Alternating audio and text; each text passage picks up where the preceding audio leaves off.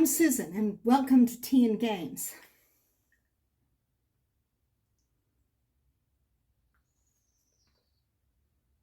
You may notice I am drinking out of my second star to the left mug today. We are doing the Alphabet Board Game Challenge, which a number of people in the board game community have been participating in, and Michelle over at Second Star to the Left just kind of threw it open to everyone. So here we are. Now for this one, I knew that my selections for one game, best game, favorite game, something like that, from each letter of the alphabet out of our board game collection, not games played.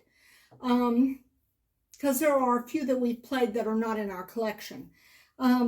Actually quite a few, but I've only started logging games in BG Stats just this year. So anyhow, I used BG Stats to come up with my list, and then I ran the BG Stats list past my husband Robert and got his answers for all of the ones. And we actually diverged on more of them than I thought we would. So anyhow, and you see the stacks of boxes here? I wanted this to be visual, have boxes of games of the ones we picked, but that's like, okay, one for every letter of the alphabet, or actually minus a few that we don't have letters for, plus all of the ones that Robert chose that were not the ones that I chose. And then you start getting like into big numbers, like over my head stacks of boxes, not to mention just pulling them all out of the shelves and stacking them all up here and then putting them all back. I thought, oh wow, that just sounds exhausting. So what I did is I just pulled boxes of games in which we differed a bit, or there was a little bit of wiggle room on the selections. But I will start off with the letter A. For A, hands down, for both of us, Above and Below. Designed by Ryan Lauket. It's a wonderful game. B, the letter B, absolutely, totally, 100% in agreement. For the letter B, we have Botanic, which is a fun little small box game. I didn't pull it out here because we agree. It's spelled B-O-T-A-N-I-K, and eventually it will show up in one of my favorite games videos, so you can look forward to that. Now C, the letter C is where we started getting into a bit of trouble, because C is one of those letters. We have just a staggering number of games with the letter C. I didn't do a count, but it's possible that C is our biggest letter category. It's certainly, I would say it's probably the top two. So anyhow, I had trouble choosing for C. So my choices for C would be either Canopy, or, which is one of my all-time favorite games, or Creature Comforts, which is also one of my all-time favorite games. So, I mean, that's two choices for the letter C just for me. But Robert is not going to choose any of those, because his all-time favorite game, kind of like one of my, well, not my all-time favorite game, doesn't start with C, but a couple of mine do. But his all-time favorite game, Carcassonne, starts with C. So this is his selection for the letter C. What have we got? D. I don't know where it went. D. D. D. My choice for D also differed from Robert's. I chose a button shy game for the letter D. I chose Death Valley. We don't have a lot of choices in the letter D, but this is a nifty little card game from Button Shy. It can be played two-player or solo. And look at this artwork. I mean, isn't it just visually stunning? I mean, it is just gorgeous. And it's a fun little game. However, Robert's choice for the letter D was a surprise to me. I mean, I knew he enjoyed it, and we didn't have a huge number of selections for D, but, and let's not forget, a game we just played recently that we both surprisingly liked was Dungeon Heroes. But we both avoided recency bias in this case, and he dodged Dungeon Heroes in favor of Disney's Haunted Mansion. Now, I would have just filed this under H for Haunted Mansion myself, but since I was going down the list in BG Stats, it is technically Disney's Haunted Mansion. And this is a fun little game. It is a lot of fun. We enjoy it a lot. Usually play it around Halloween. And I think it's well designed and it has really good artwork. Also, like Death Valley, really good artwork. Okay, so that was the letter D. We only had one thing for the letter E, and that is Ex Libris, which as it happens, we both love. And I think it's out of print now. I mean, by the time it got off of our unplayed game shelf and I posted something about it online, somebody's going like, I think that game's out of print. I mean, I've been looking for it for ages and I can't find it. So that says something about how long some things stay on our unplayed game shelf, that we actually had a game go out of print before we played it. And I really wish we had played that one sooner, because then we could have played it a lot more already because we enjoy it so much. And it is also an alphabetical kind of game. So if the whole alphabet thing is something you like, that's one you should maybe keep an eye out for. Maybe like in a used something or other store. Okay, the letter F. The letter F we diverged on. Oh gosh, I did not bring either of the letter F's out here. Hang on a second.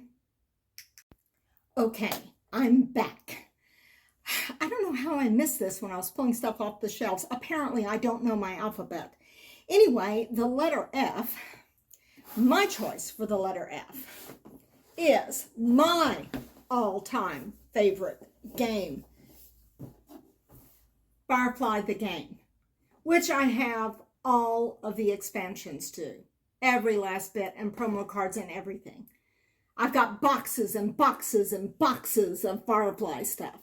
Now, if I was not a fan of Firefly, or I had never played Firefly the Game, then it is quite possible, indeed very, very likely, that I would have chosen Robert's choice for the letter F, which is First Rat. This is a relatively new game, and we just enjoyed the heck out of it. We like it a lot. This is going to get a lot of gameplay. First Rat to the moon, although being first does not guarantee that you will win. Okay, and the next one we all agreed on, hands down, for the letter G, Gloom. We are big fans of Gloom. We've even got like what they call the grief case, which is a black box to hold Gloom and all of the alternate versions of Gloom and Gloom expansions, of which we have many of the alternate versions and the Gloom expansions. We don't have all the Gloom. All the Gloom. What a wonderful phrase. It's like, yes, we have all the Gloom. But no, we don't have all the Gloom. But we do like Gloom an awful lot. It is a fun little kind of storytelling, hate your neighbor kind of game. And we both agreed also on the letter H, and that is Horrified. The original Horrified, the first one, Horrified Universal Monsters. The ones with Frankenstein and his bride, Dracula, the Wolfman, Gillman, which is my personal favorite of the Universal monster creatures. And he's also pretty good to play against in the game because I can usually beat him. So Dracula, Wolfman, Frankenstein, I'm missing somebody. Oh yes, Invisible Man is really tough, and The Mummy is also kind of tough. At least for us. I think we've been a little unlucky on some of our playthroughs, but anyhow, Horrified, Universal Monsters for H. Now for the letter I, we only have one game that starts with I, but it's a really good game, and that is Indian Summer by Uwe Rosenberg. And it is very autumnal, but it is so good you kind of want to play it year round, and the art is just beautiful. You know how I'm just a sucker for pretty things. So anyhow, that's the letter I. Now we have no games that start with J, so we're just going to have to skip J. Our board game collection is not all that extensive, and that is part of the reason why our list is going to not look like anybody's list on there. One is we have very idiosyncratic likes. I mean, there's some people, it's like you're looking at 4 or 5 of these and everybody has the same thing for certain letters because it's like an incredibly popular game everybody loves, and we're like looking at it going, nah, I think I'll pass. But no, we don't have games for every letter even, but we have most letters. J we're going to have to skip over for now. K is also a bit squidgy. We only have one game that begins with the letter K, and it's something that we played a long time ago and that I don't even remember very well, and nor does Robert. He bought the game on impulse right before lockdown in 2020 because we were just going into lockdown mode and we could basically see the writing on the wall. So he just kind of impulse bought a couple of light board games, and one of them was Kaiju Crush, which we did play, though oddly enough, not right away. We played a lot of other games before we even got around to, we were out of lockdown before we got around to his lockdown game. And I don't remember much about it. I think we were just kind of thinking, I think we were a little mixed on it, not super enthusiastic, but not bad, just kind of, yeah, okay. L, we both agreed on. L is the old classic Labyrinth from 1986. We have a lot of fun playing that game. I mean, it's kind of a kid's game, and if I had had this game when I was a kid, I probably would have just played it over and over and over and over and over again. And now I'm an adult, and there's no reason I can't play it over and over and over again. It's a maze-like tile moving, picking up treasures and making paths through a dungeon kind of thing, but it's fun. It really is a lot of fun. There's no combat or battle, unlike a lot of dungeon crawler games. You're just trying to pick up treasures. It's very family friendly and kid friendly, and there's even kind of a lighter kiddie version. Rodney Smith over on the Watch It Play channel has a playthrough of it. I didn't even know about this game until I saw his playthrough of it, and then I stumbled across a used copy, so good for us. Yes. Okay, M, the letter M. M was a little difficult. We're right in the middle of playing Micro Macro Crime City, and I do like it, but I wouldn't say it's a favorite. For me, it was kind of between Moonrakers and Morels. Moonrakers is a really, really good game, but it really needs 3 to play well, so it does not get to the table very often at all. I kind of want to pick it, but if you go by total number of plays, both on the table and apps, I would have to go with Morels. And that was also Robert's choice. This is a game about picking up mushrooms in the forest.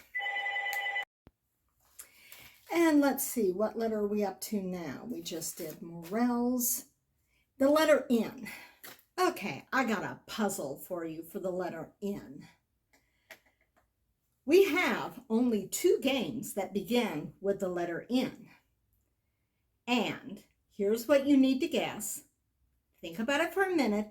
Both games begin with the same 2 words, but the games are not at all remotely related to each other. They're not in the same family of games, not the same designer, not the same publisher, not the same theme, subject, mechanic, anything. And yet the 2 games that begin with the letter N, the game's titles both start with the same 2 words.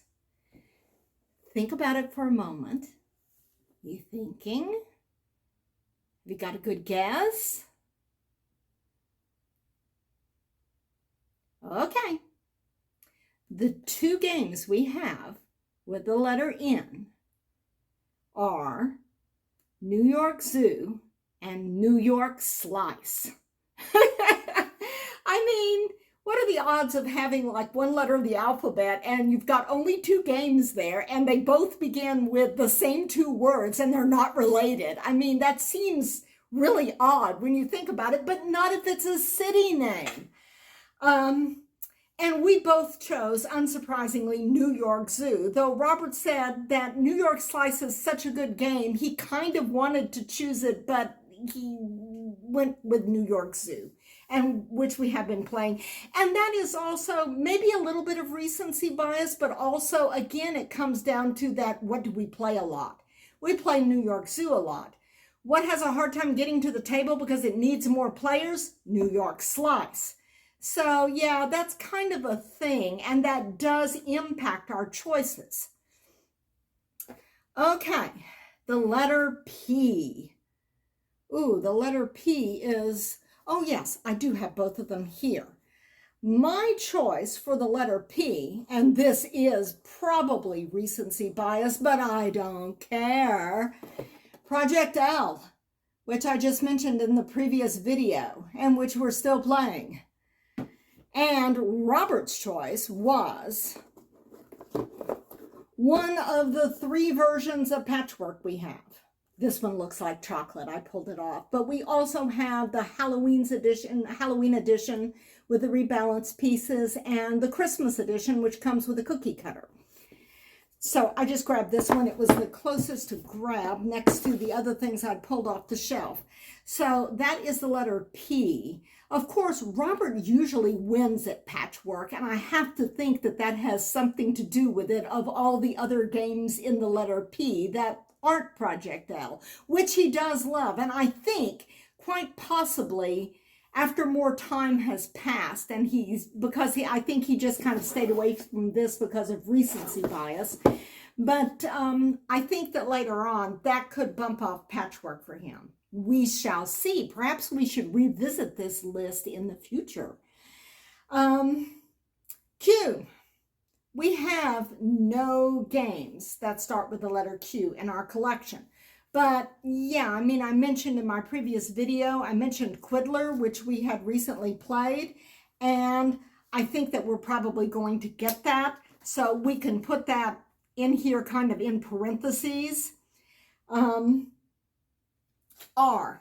We have only one game that begins with the letter R, but it is hands down easy choice for both of us, Rome, because that is another, I just realized Rome is another Ryan Lauket game. I started saying that is another Ryan Lauket game, and I thought, well, heck, Ryan Lauket has got, I think he may be the only designer with 2 games on this list. I'm not absolutely sure about that. I didn't check the designer's name for all of them. I sometimes that just go right by me. But his work is so very distinctive because he does the artwork as well as the design, that they kind of leap out at you in terms of the look. So it's like you just glance at the box and you go, oh, look, Ryan Lauket.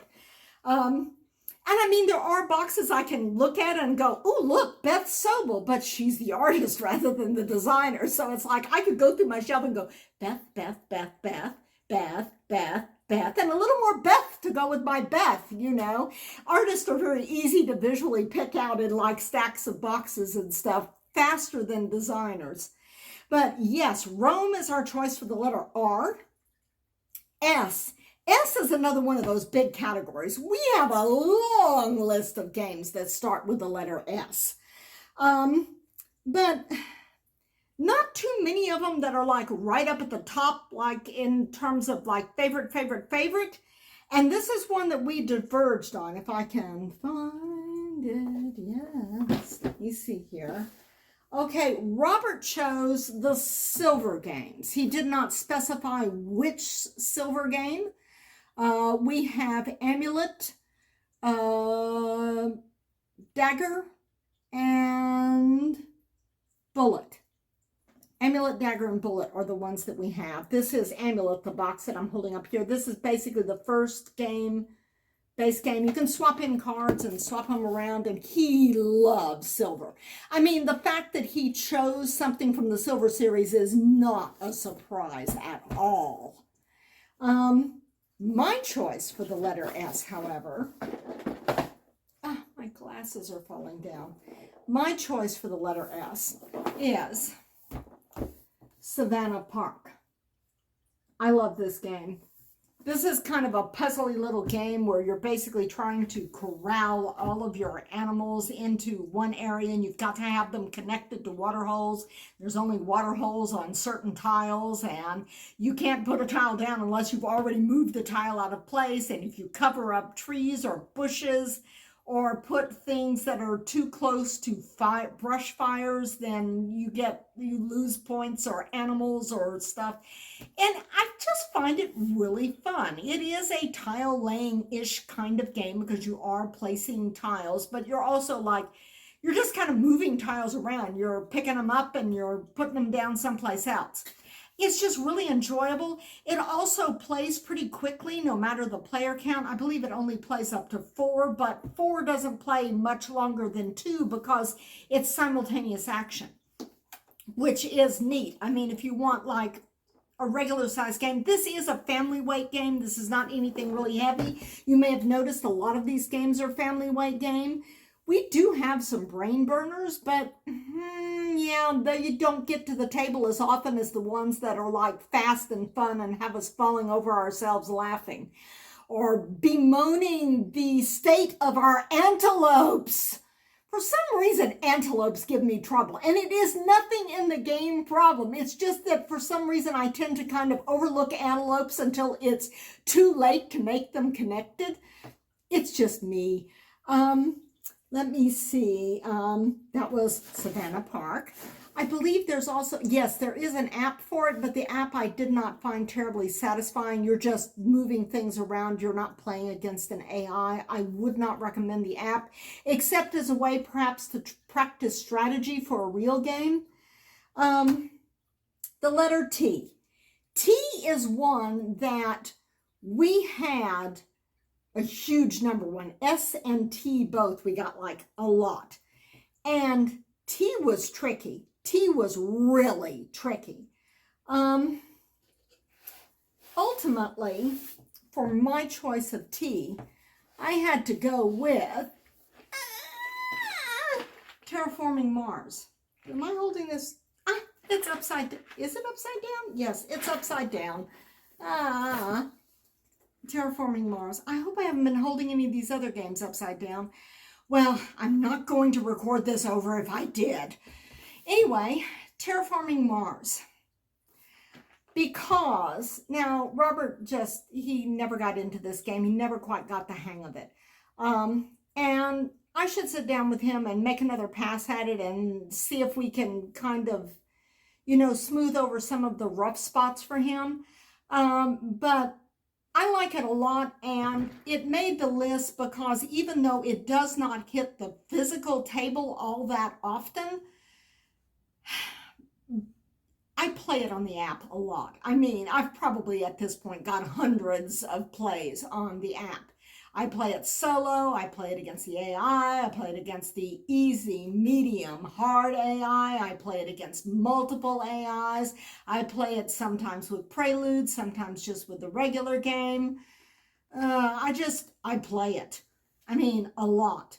And I have some expansions for the base game, which is another reason why I think I just want to spend some time with this game on the table sometime with Robert, who is my primary board game playing partner, and see if I can't bring his level of understanding up to the game up to the point where it would be smooth and pleasant for him to play, because the gameplay, at least once I learned it on the app, was fairly smooth. I have to admit, it was pretty rough for me too the first time on the table. I didn't get the hang of the game until I started playing it on the app, and I think that that's actually true for a number of people as well. Ooh, that doesn't look good right there in the middle of the screen. Hang on. However, needless to say, this was not Robert's choice for T. And what I thought he would choose for the letter T is also a game that I considered, because as I say, we don't play this very often, not on the table. I play it on the app. So what I considered for the letter T was Ticket to Ride Europe 15th Anniversary Edition, because that is amazing and it's got a ton of options and the components are amazing and Robert loves it. And he loves all the Ticket to Rides. We have way more Ticket to Rides than we need because Robert loves the series so much.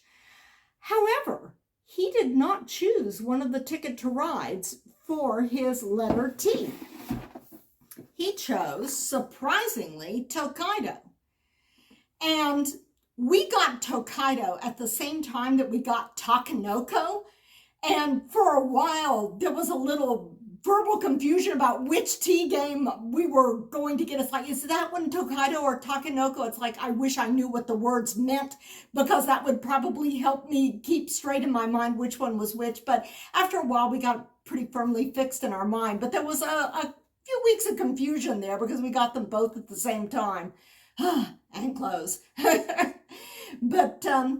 But we refer to Takenoko sometimes. We started doing this when we got the confusion with Tokaido as the panda game. And I actually thought if he was going to choose between a T game and it wasn't Ticket to Ride, which was the obvious choice for him, that it would have been Takenoko, because he actually requests to play that more often than Tokaido. But we both like Tokaido a lot. It's a very relaxing game, and I think that that's part of its appeal. It's leisurely. You're going on this long journey down a road in Japan, and you're just stopping at various places to visit the seaside and paint pictures and buy souvenirs and eat good food and chat with people along the way. I mean, it's just got a nice vibe to it. And I think that may be part of the reason why he picked it, is because it's just got a lovely feel. I mean, if you want something that just does not feel like you're all trying to kill each other, that's a really good choice. Okay. Now we're down to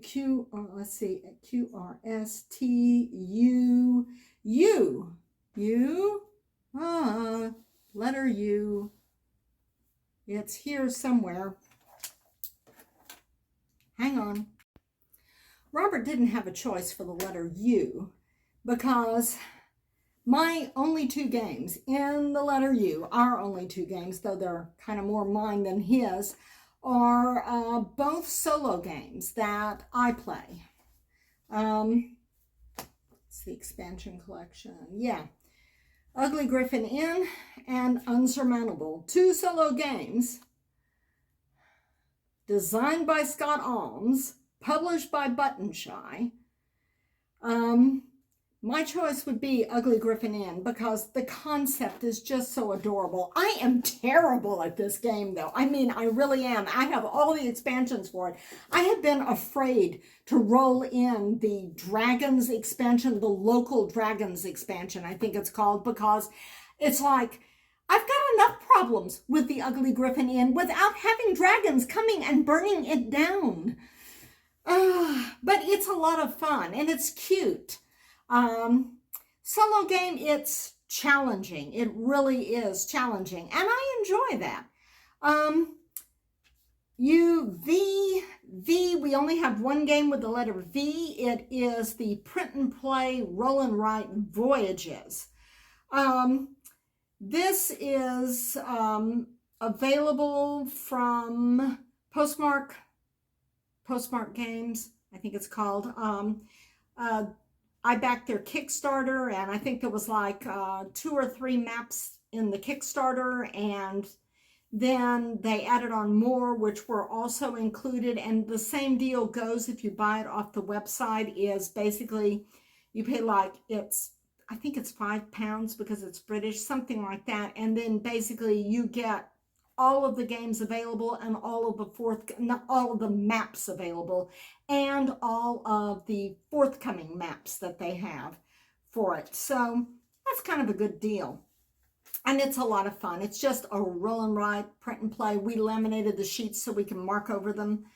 Okay, W.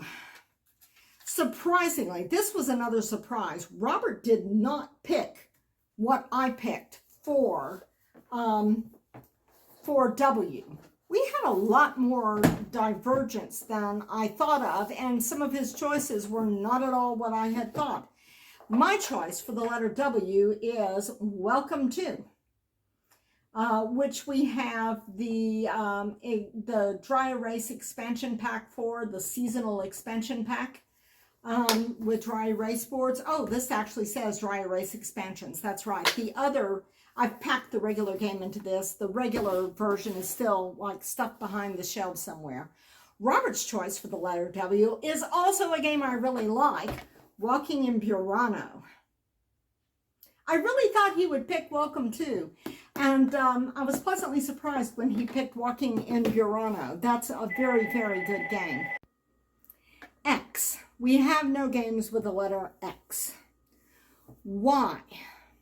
Yahtzee. I taught myself Yahtzee last year because there are a number of games that when people talk about them, they say, well, this part of the game is kind of like Yahtzee, or this game is like Yahtzee, or you do this, and that's basically a Yahtzee mechanic. And so I kind of thought, I don't know what Yahtzee is, so describing it as being like Yahtzee or similar to Yahtzee in some way does not help me at all. So I taught myself Yahtzee so that the next time that they said that, for this section of the game, you're doing something that's like a Yahtzee mechanic, I'll know what they're talking about.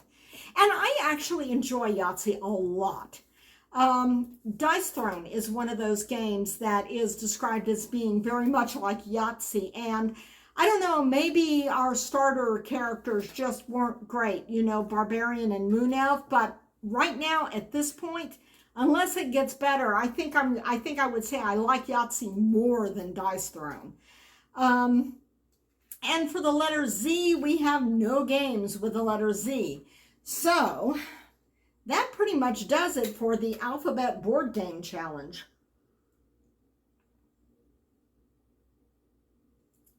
Let me know what you think. Let me know what some of your choices are down in the comments below. Always happy to hear from folks. And this has been a lot of fun. Sorry for all the interruptions and cuts and everything. I've been a little bit less organized and had a little bit more interruptions than usual. But anyhow, this has been Tea and Games. I'm Susan, and I'm happy to join you around the table here talking about games. This was just a bit of fun. And I'll see you next time around the table.